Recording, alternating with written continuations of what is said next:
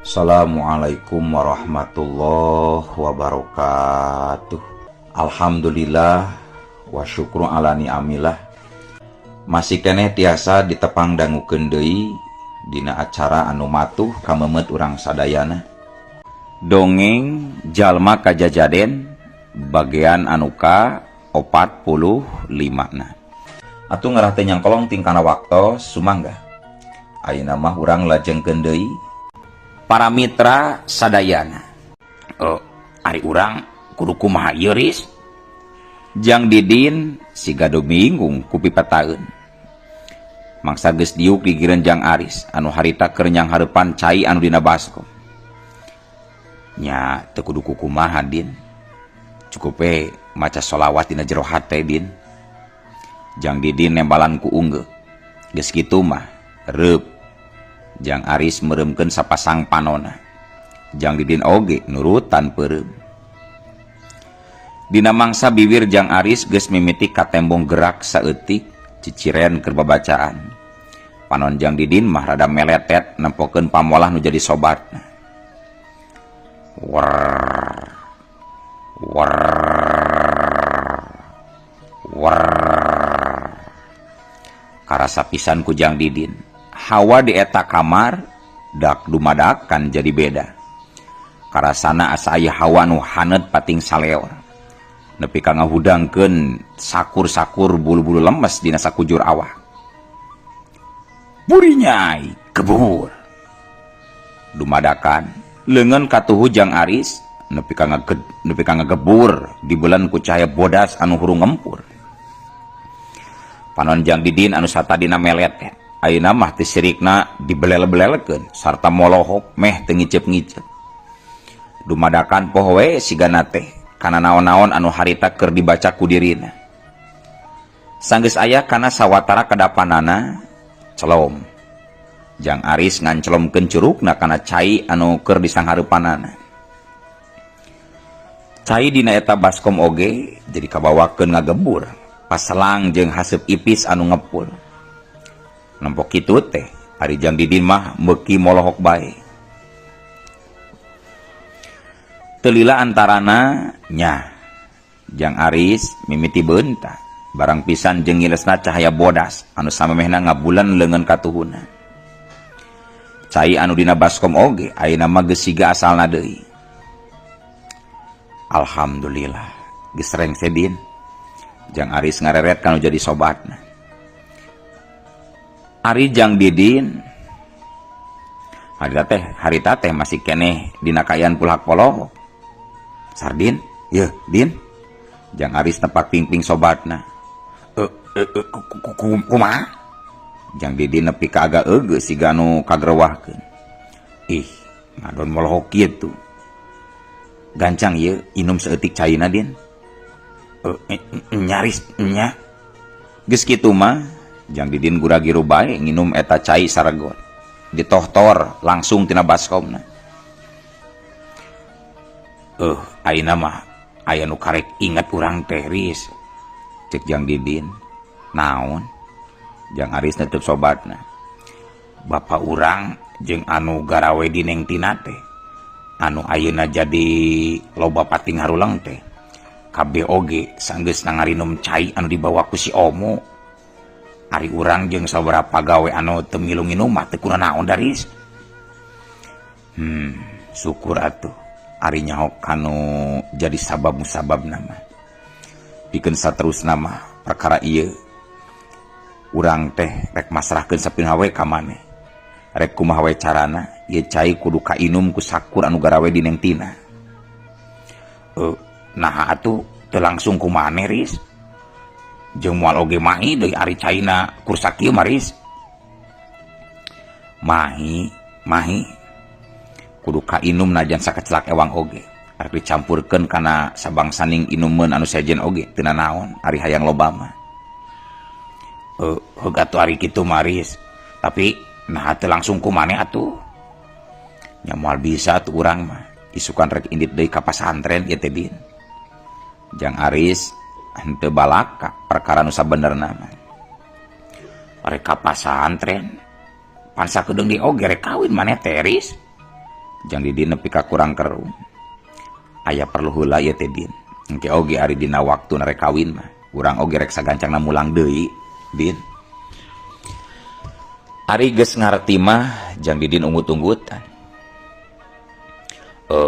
Matak anu garawe di Neng Tina nepi ka karitu teh sababna disyariatan kudukun siga namanya bener teuris, tanya Jang Didin kalayan nembongkeun paroman anu pinuh ku kapanasaran. Nya siga nama tapi teu kudu loba omong ka sasahanya, jempewe keur saheulaanan mah bisi matak genjleung. Maneh jeung bapa deui ulah garawe deui di Neng Tina ti samat ayeuna mah bahaya. Barina oge sangok teuing ari geus nyaho kieu mah Riz pek eureun urang mah. Jang Aris ungut-unggutan. Lamun bisa mah urang minta amalan atuh keur wiridan Riz, cek Jang Didin kalian siga nu asa-asa. Batan langsung nembalan mah Jang Aris malah neuteup heula ka Jang Didin. Kalian dibarengan kurasa kurang kerung siga anu keur mikir. Kalayan dibarengan kuradak kerang kerung siga anu keur mikir. Tapi keun bae ketang ari teu bisa mah urang oge moal maksa Riz, cek Jang Didin deui. Mangsa nempo Jang Aris anu malah kurang kerung neuteup ka dirina. Heug ku urang dibere Din, kitu oge sugan aya jodona jeung maneh. Jodona kumaha ieu teh Riz, cek Jang Didin semu heran. Urang rek ngarewoskeun hiji kalimah, lamun maneh langsung apal berarti aya jodona. Lamun teu langsung apal mah teu meunang dibalikan deui. Atuh tuliskeun wae Riz bisi poho deui. His teu meunang. Da geus kitu aturanana. Teu bisa kukumaha geus dikitukeun mah Jang Didin tibang unggut-unggutan. Kalayan paroman beungeut anu katembong cang caya kana kasanggupan dirina sorangan. Jang Aris rada ngised diukna ngadeukeutan Jang Didin. Kalayan dibantu ku leungeun katuhuna. Jang Aris nompokeun biwir kana ceulik katuhu nu jadi sobatna. Ceuli Jang Didin teu sirikna nepi ka tirancung-rancung we mangsa Jang Aris geus ngamimitian ngaharewoskeun hiji kalimah. Kumaha? Apal teu Din? Tanya Jang Aris sanggeus narengse harewosan. Pikeun sakadapan mah Jang Didin malah ulang-ulang siga nu keur nginget-nginget kana pangharewos nu jadi sobatna. Tapi antuk nama Jang Didin unggeuh. Cik, coba harewoskeun ka urang Din, cek Jang Aris deui. Jang Didin gancang nompokeun bibirna kana ceuli Jang Aris. Syukur, alhamdulillah atuh Din ari bisa mah. Paroman Jang Aris siga nu bunga pisan, sarenge Jang Didin punten. Paroman Jang Aris siga nu bunga pisan sareng sena Jang Didin harewosan teh. Bener teu kitu Riz?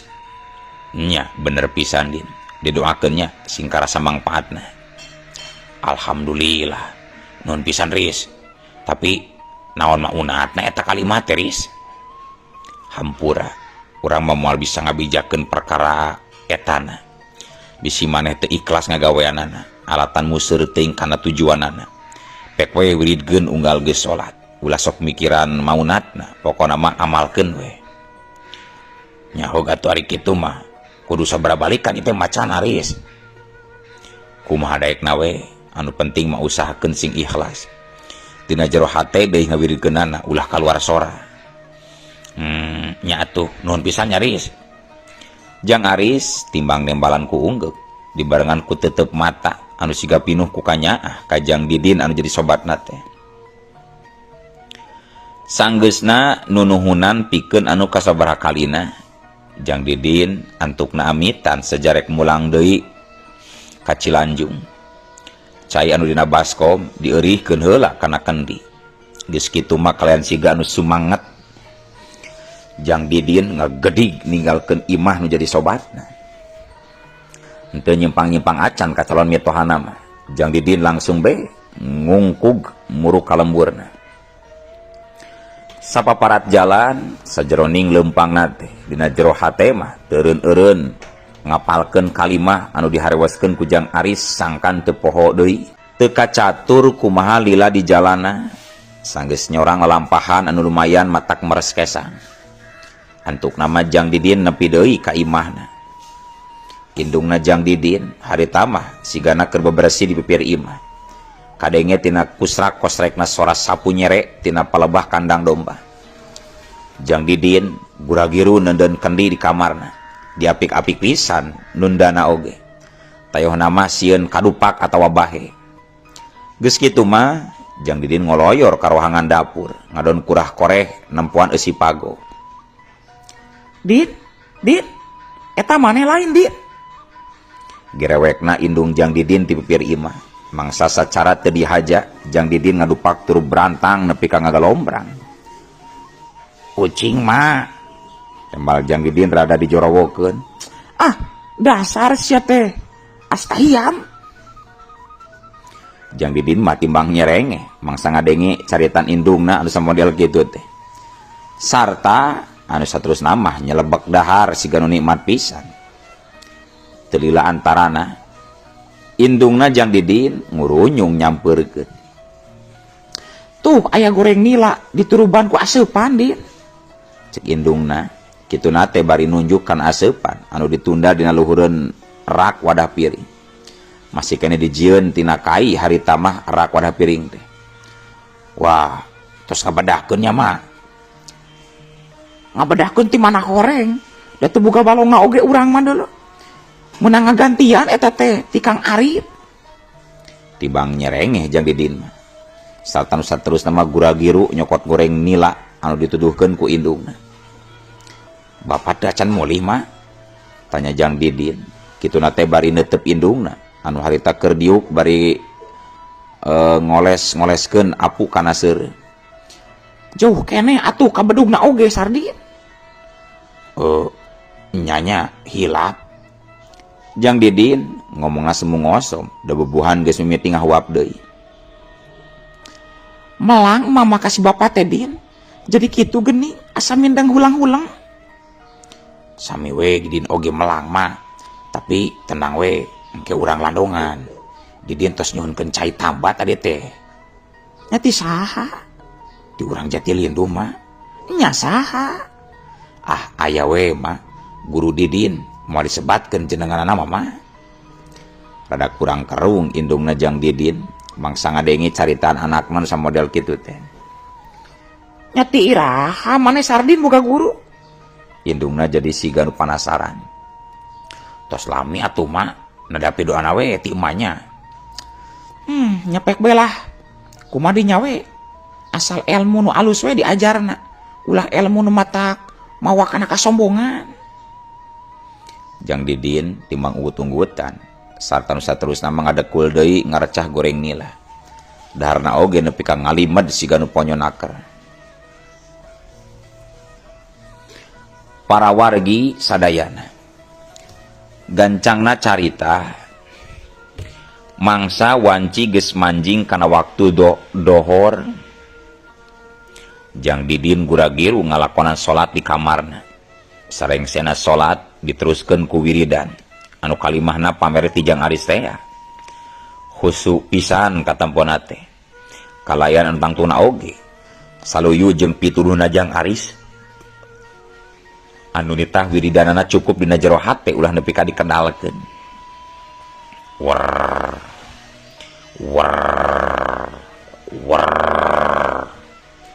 Sanggeus rada lila antarana karasa ku Jang Didin. Hawa disakurilingeun awakna jadi robah. Sakapeung haneut paselang jeung hawa nu nyalecep tiis sarta nu saterusna mah nepi ka karasa peureus. Asa aya nu arasup kana tonggong jeung kana embun-embunanana. Jang Didin beuki sumanget enggoning wiridanana. Sakapeung awakna nepi ka ngageleter lumayan tarikna. Geraman Didin, lain ulang-ulang kitu. Mangsa keur anteng wiridan, kadenge indungna Jang Didin gegerewekan. Atuh gura-giru bae Jang Didin mungkas wiridanana. Jung, kojengkang ngadegetan kendi anu ditunda di juru kamar. Curulup cai kendi dicicikeun kana cangkir anu memang geus disiapkeun heula ti saanggalna. Teu loba ngan ukur saparapatna ngeusian cangkir teh. koloyor geus kitu mah Jang Didin ngoloyor muruh hangan dapur. Akang geura mandi meuni jarablog kitu. Di dapur kasampak indungna Jang Didin siga nu pohara melangeunana mangsa nempo kayan salakina anu beuki dieu teh jadi beuki mindeng hulang-hulang. Tenang we mak, yeuh sina dileueut heula ku bapa eta cai tambah mak, campuran cai biasa we supados warag mama. Jang Didin ngasongkeun cangkir kanu jadi indungna. Indungna Jang Didin gura-giru nampanan cangkir tinu jadi anakna. Sarta nu saterusna mah dicicikeun deui kana cai teko. Yeuh nginum heula Kang. Cek indung Jang Didin ngasongkeun cangkir ka salakina. Teu kungsi ngomong-ngomong acan, kalayan paneutupna siga nu kosong. Bapana Jang Didin nampanan cangkir, sarta nu saterusna mah diinum nepi ka beakna. Jang Didin jeung nu jadi indungna nareuteub pinuh kapanasaran, tayehna mah hayang nyaho kana pangaruh tina eta cai tambah. Waduh, asanya ngimpi ieu teh. Ceuk bapana Jang Didin sanggeus aya kana sabaraha kadapanana. Kituna teh dibarengan ku gigisik sagala, teu beda we jeung anu karek hudang sare. Kang, indungna Jang Didin siga nu bungah mangsa nempo salakina siga nu geus eling deui teh. Naon? Angguran mah gerang ngejo. Pan akang terek gawe ieu teh, gerang ngejo ka ditu.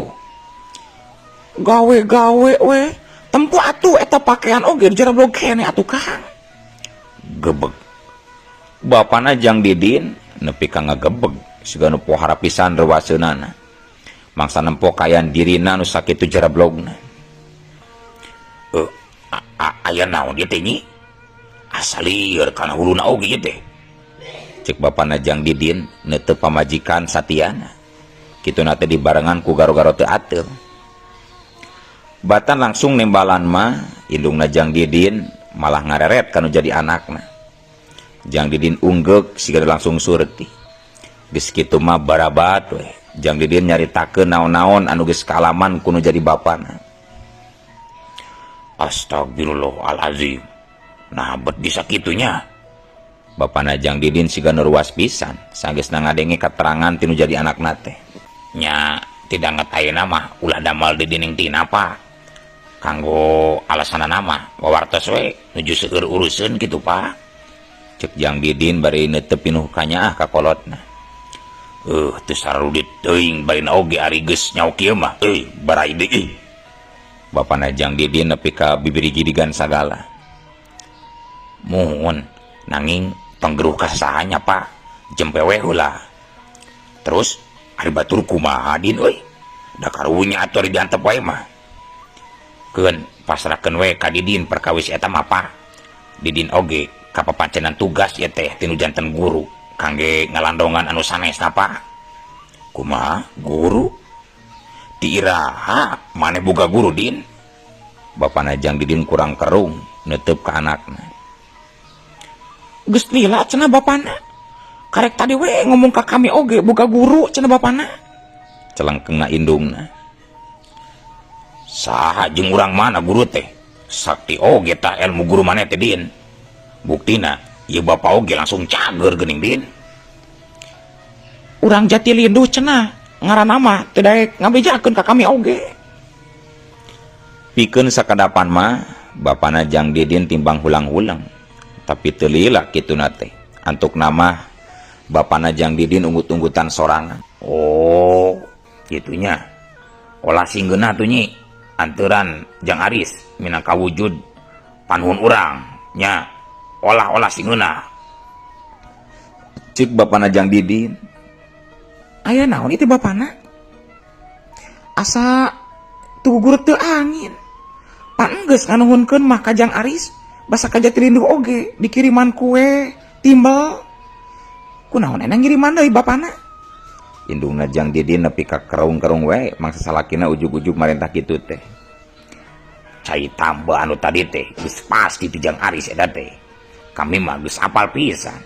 Di Jatilindu mah eueuh jelema sakti ari lain Jang Aris mah. Paling oge diwanti-wanti heula si Didina sangkan teu ngabejakeun nu sabenerna. Da kitu geuning ari Jang Aris mah boga kahebatan teh siga nu embungeun kanyawan ku jalma rea. bukti nawe lamun harita tekap yuan mah moal aya nu nyaun sasi tergos beureum sabenerna. Bener teu? Mangsa ngadengit carita anu jadi bapana samodel kitu, ari Jang Didin timbang garo-garo teu ateu. Nah bener eta teh Sardin. Cai tambah teh ti Jang Aris. Indungna Jang Didin ngareret kanu jadi anakna. Bener terak. Indung Jang Didin neke satarikna ka anakna. Jang Didin nepi ka muringis. Sarta gegesek kana sirah anu karasa nyeri. Sok ngawadul atuh sia ka kolot teh Sardin ah. Indungna Jang Didin nepi ka popolotot. Atuh dama menggeus. Buru angguran magera popola singeuna. Engke pas sore ku akang rek dianterkeun ka Jatilindu. Cek bapana Jang Didin gancang nempas. Henteu ngomong deui, sanggeus gudat gadeuh kanu jadi anak nama. Gura-giru be, indung Jang Didin ngoloyor ka rohangan kamarna. Anu sigana mah rek nyokot heula duit pikeun balanja itu ieuna rek popolah. Sabab rek ngiriman tandangan nuhunkeun ka Jang Aris. Tapi waktosna kabujeng seep keun atunya. Ieu dongeng teh urang cekapkeun heula we dugi ka dieu. Assalamualaikum warahmatullahi wabarakatuh.